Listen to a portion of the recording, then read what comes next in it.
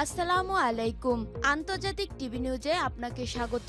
শুরুতেই জানাবো আমাদের হাতে থাকা সর্বশেষ গুরুত্বপূর্ণ আপডেট যুদ্ধের সংবাদ, এরপর বিস্তারিত। আন্তর্জাতিক বাংলা সংবাদে আপনাকে স্বাগত। শুরুতে সংবাদ শিরোনাম, পরে বিস্তারিত। শুরুতেই জানাবো মার্কিন ৩ রণতরীতে ইয়েমেনিদের ড্রোন এবং ক্ষেপণাস্ত্র হামলা। গাজায় ইসরায়েলি হামলার পর থেকে ফিলিস্তিনের স্বাধীনতাকামীদের সংগঠন হামাসের পক্ষে সমর্থন জানিয়ে আসছে ইয়েমেনের হুতি বিদ্রোহীরা।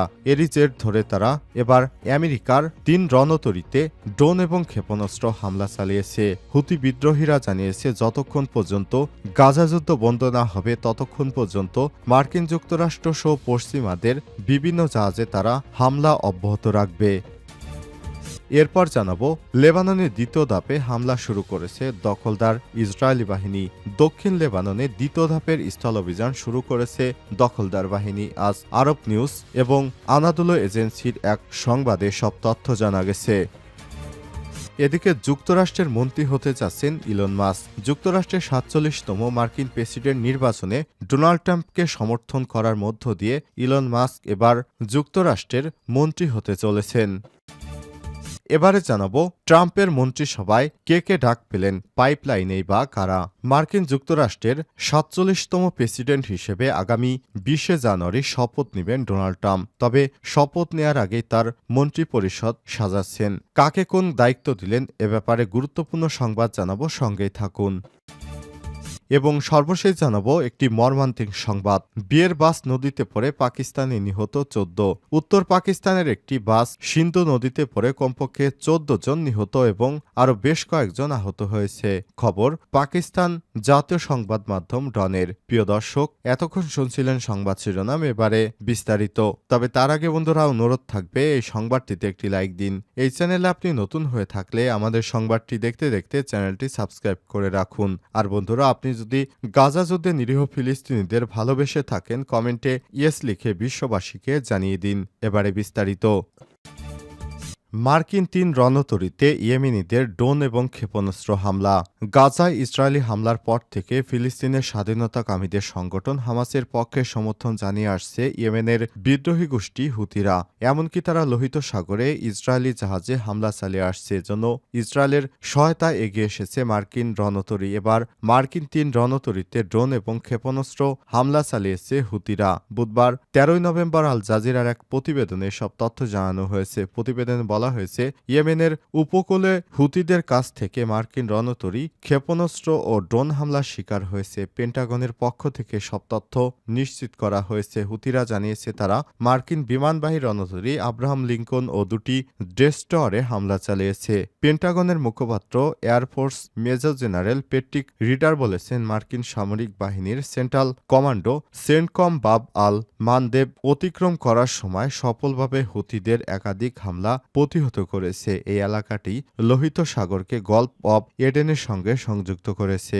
এক সংবাদ সম্মেলনে রাইডার আরও বলেন, মার্কিন ক্ষেপণাস্ত্র বিধ্বংসী রণতরী ইউএসএস স্টকডেল এবং ইউএসএস সাসপেন্স কমপক্ষে ৮টি একমুখী আক্রমণকারী ড্রোন, ৫টি জাহাজ বিধ্বংসী ব্যালিস্টিক ক্ষেপণাস্ত্র এবং ৩টি জাহাজ বিধ্বংসী ক্রুজ ক্ষেপণাস্ত্র দ্বারা আক্রান্ত হয়েছে। গোষ্ঠীটি ছোড়া এসব ড্রোন ও ক্ষেপণাস্ত্র সফলভাবে প্রতিহত করা হয়েছে। এতে মার্কিন নৌবাহিনীর কোনো জাহাজে ক্ষতি হয়নি। এছাড়াও এতে কোনো কর্মী আহত হয়নি। এ সময় তিনি আরও বলেন, মার্কিন বিমানবাহী রণতরী ইউএসএস আব্রাহাম লিঙ্কনে হামলার কোনো তথ্য পাওয়া যায়নি। এর আগে মঙ্গলবার হুতিরা জানায় তারা ৮ ঘণ্টার ব্যবধানে মার্কিন নৌবাহিনীর বিরুদ্ধে দুটি নির্দিষ্ট সামরিক নিশানায় অভিযান চালিয়েছে। হুতির সামরিক মুখপাত্র ইয়াহিয়া সারি বলেছেন, সাগরে মার্কিন বিমানবাহী রণতরী আব্রাহামকে নিশানা করে প্রথমে বেশ কয়েকটি ক্রুজ মিসাইল এবং ড্রোন দিয়ে হামলা করা হয়। এ সময় তিনি আরও বলেন, দ্বিতীয় অপারেশনে বেশ কয়েকটি ব্যালিস্টিক ক্ষেপণাস্ত্র এবং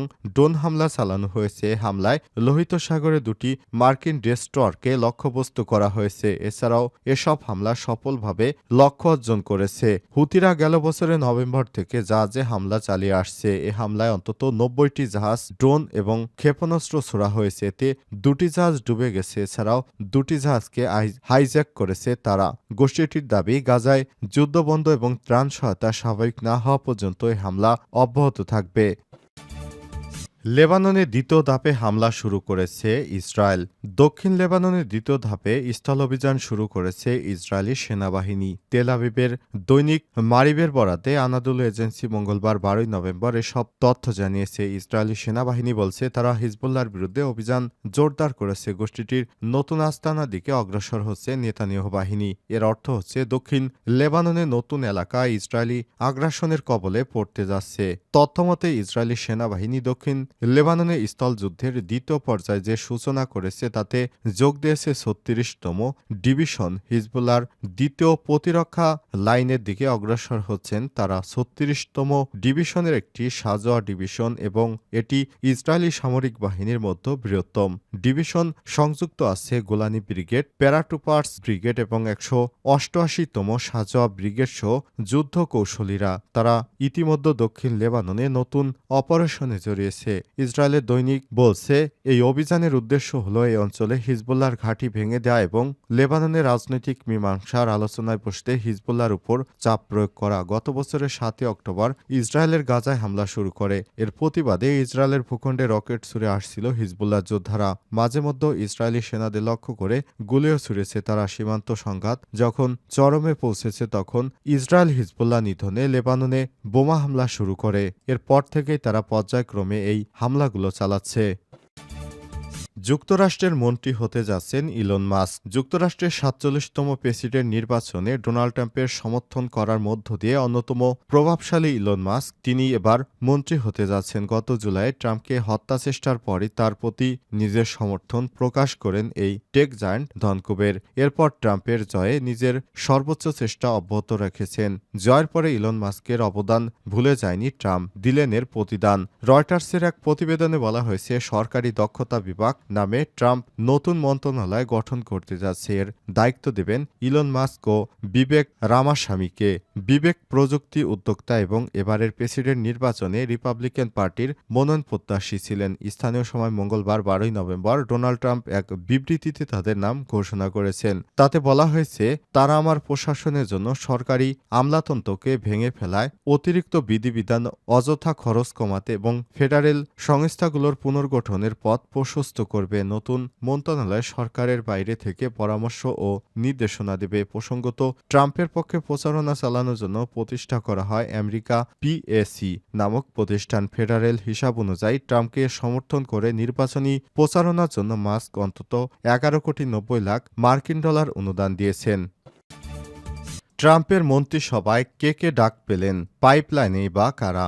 যুক্তরাষ্ট্রের প্রেসিডেন্ট নির্বাচনে ঐতিহাসিক জয় পেয়েছেন ডোনাল্ড ট্রাম্প। মাত্র মাস দুয়েক পরে তিনি বিশ্বের সবচেয়ে ক্ষমতাধর দেশটির রাষ্ট্রপ্রধান হতে চলেছেন, শপথ নেবেন। তবে তার আগেই সভাসদ সাজাচ্ছেন তিনি। মন্ত্রিসভায় নিয়োগ দিচ্ছেন অনুগত এবং মিত্রদের। ইতিমধ্যেই কয়েকটি বড় দপ্তরে মন্ত্রী চূড়ান্ত করেছেন ডোনাল্ড ট্রাম্প। তবে কিছু দপ্তরে এখনও নাম ঘোষণা বাকি। এই প্রতিবেদনে ট্রাম্পের নতুন প্রশাসনে কারা কারা ডাক পেলেন, কারা কারা পাইপলাইনে আছেন এ সম্পর্কে জানাবো।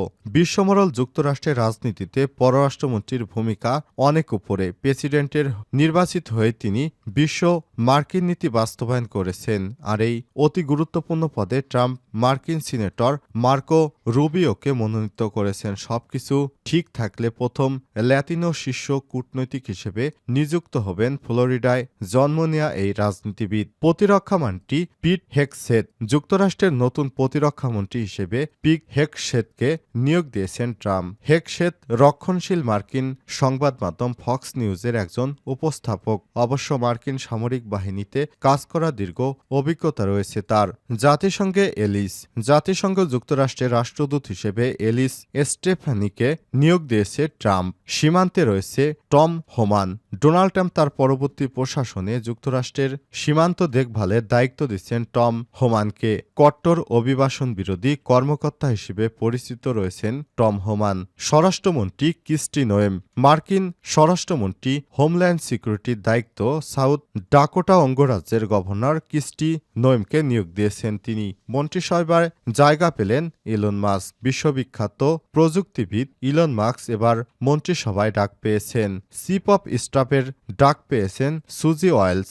গত সপ্তাহে ট্রাম্প ঘোষণা করেছেন তার নির্বাচনী প্রচারে দলের পরিচালক ওয়েলস হেলকে হোয়াইট হাউসের চিফ অব স্টাফ হিসেবে দায়িত্ব দিয়েছেন। এছাড়া এরকম আরও বেশ কয়েকজনকে দায়িত্ব দেওয়া হয়েছে। তাদের মধ্যে রয়েছে জাতীয় নিরাপত্তা উপদেষ্টা মাইক ওয়াল্টস, সিআইএর পরিচালক র্যাডক্লিফ, বাণিজ্য এবং অর্থমন্ত্রীর দৌড়ে যারা। স্কট বেসেন্টকে অর্থমন্ত্রী পদে প্রধান প্রার্থী হিসেবে দেখা হচ্ছে। বেসেন্ট দীর্ঘদিন ধরে পূর্ববর্তী রিপাবলিকান পার্টির জনপ্রিয় ল্যাজেস ফেয়ার নীতি সমর্থক হলেও তিনি ট্রাম্পের আলোচনায় সরঞ্জাম হিসেবে ট্যারিফ ব্যবহারের প্রশংসা করেছেন। তিনি ট্রাম্পের অর্থনৈতিক দৃষ্টিভঙ্গির প্রশংসা করেছেন।